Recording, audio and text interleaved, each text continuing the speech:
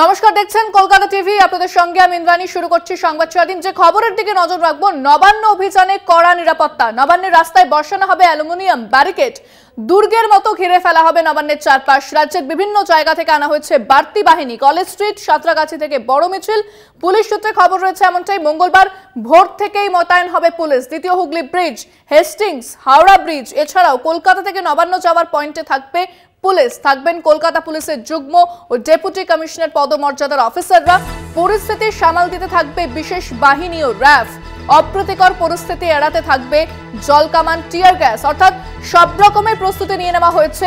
যেভাবে ব্যারিকেড করা হচ্ছে, পাশাপাশি যে সমস্ত রাস্তা নবান্ন কানেক্টিং এবং যেখান থেকে মিছিল আসছে সমস্ত এলাকায় পুলিশ মোতায়েন থাকবে। সব রকম ভাবে অপ্রীতিকর ঘটনা এড়াতে প্রস্তুত রয়েছে পুলিশ প্রশাসন। এ বিষয়ে বিস্তারিত কথা বলবো। আমাদের সঙ্গে সরাসরি রয়েছেন আমাদের প্রতিনিধি রিয়া মাঝি। রিয়া, এই মুহূর্তে পুলিশ সূত্রে কি খবর পাচ্ছ? কারণ সব রকমের প্রস্তুতি নেওয়া হয়েছে পুলিশের পক্ষ থেকে। কি জানতে পারছো কালকের নবান্ন অভিযান নিয়ে?